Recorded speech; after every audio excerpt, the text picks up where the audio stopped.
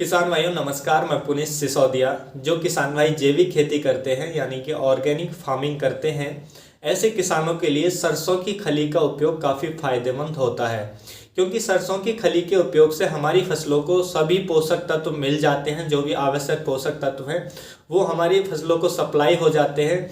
उसके साथ साथ ये हमारी फसलों में कीटनाशक का भी काम करता है और फंजीसाइड का भी काम करता है, यानी कि रोगों से भी हमारी फसलों को बचाता है, कीटों से भी बचाता है और हमारी फसलों को न्यूट्रिशन यानी कि पोषक तत्व भी इसमें अच्छी खासी मात्रा में हमारी फसलों के लिए मिल जाते हैं। तो ये काफ़ी फायदेमंद होता है हमारी फसलों के लिए जो सरसों की खली होती है।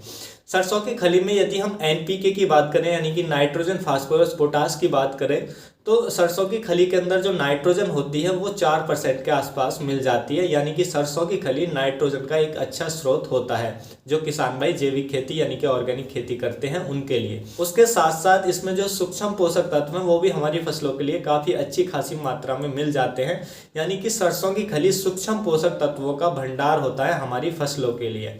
तो आज की इस वीडियो में हम यही जानेंगे कि सरसों की खली कौन कौन से कीटों को कंट्रोल करती है, इसका प्रयोग हमें कब करना चाहिए और इसके हमारी फसलों पर क्या फायदे होते हैं।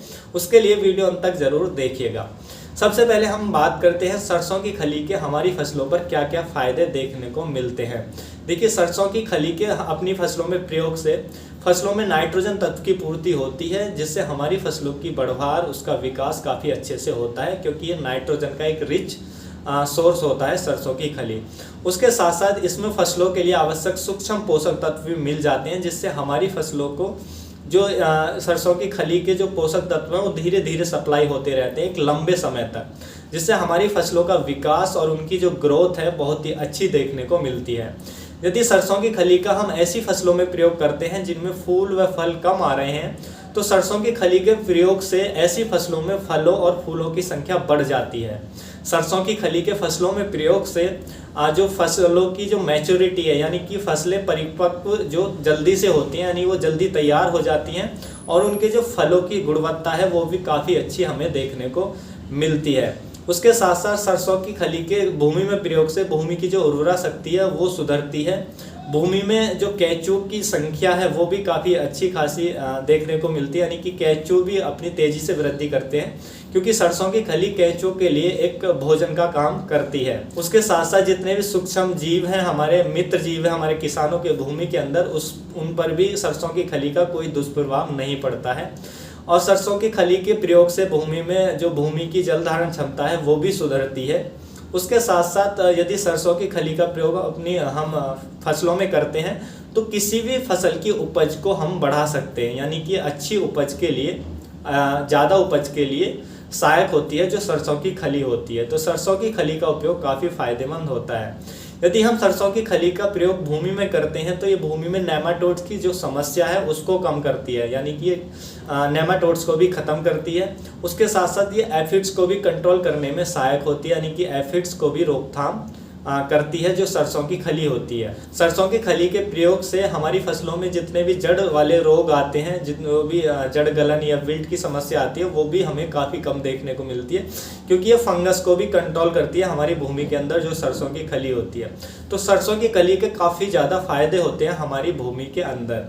तो हम कैसी भी भूमि में हम इसका उपयोग कर सकते हैं। यदि बात करें कि हमें इसका प्रयोग अपनी फसलों में कब करना चाहिए, देखिए, जब भी आप किसी भी फसल की बुवाई करें तो बुवाई के समय आप 30 से 40 किलोग्राम प्रति एकड़ सरसों की खली को अच्छे से भूमि में मिला सकते हैं। उसके बाद किसी भी फसल की आप बुवाई कर सकते हैं। आप चाहें तो सरसों की जो खली होती है उसको पाउडर रूप में यानी कि बारीक भी पीसकर भूमि में डाल सकते हैं, उससे भी काफ़ी अच्छा आपको रिजल्ट देखने को मिलेगा। और चाहे तो आप चावत भी इसको यूज कर सकते हैं। उसके साथ साथ इसका खड़ी फसलों में भी हम प्रयोग कर सकते हैं। उसके लिए आप 200 लीटर वेस्ट डिकम्पोजर में 5 से 6 किलोग्राम सरसों की खली डालेंगे और उसमें 1 किलो गुड़ डालकर उसको अच्छे से चलाएंगे और 1 हफ्ते के लिए इसको ऐसे ही छोड़ देंगे और सुबह शाम इसको चलाते रहेंगे। 1 हफ्ते या 10 दिन में यह तैयार हो जाएगा जो कल्चर है। उसके बाद आप इसको अपनी खड़ी फसलों में ड्रिप के माध्यम से भी दे सकते हैं या सिंचाई के साथ भी इसको दे सकते हैं। तो इसको यदि आप इस तरीके से अपनी खड़ी फसलों में चलाते हैं तो फसलों की आप उपज काफ़ी बेहतर मिलेगी, फसलें हरी भरी आपको देखने को मिलेंगी और उनमें फलों और फूलों की संख्या भी काफ़ी बेहतर आपको देखने को मिलेगी। तो काफ़ी अच्छा है। और उसके साथ साथ जो भी नेमाटोड्स की समस्या यदि हमारी जड़ों में आ रही है तो उसको भी ये रोक देती है और फंगल डिजीज़ को भी ये कंट्रोल करती है। तो हमारी फसलों में इसके काफ़ी ज़्यादा फायदे देखने को मिलती हैं। तो ये सरसों की खली काफ़ी ज़्यादा फायदेमंद होती है हमारी भूमि के लिए, हमारी फसलों के लिए। तो जो किसान भाई जैविक खेती करते हैं, ऑर्गेनिक फार्मिंग करते हैं, उनको इसका प्रयोग ज़रूर करना चाहिए। तो किसान भाइयों, यही था आज का हमारा वीडियो सरसों की खली पर।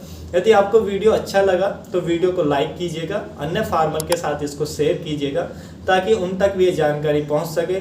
फिर मिलूंगा आपको एक और नई जानकारी के साथ। तब तक के लिए आप अपना ख्याल रखिएगा। धन्यवाद।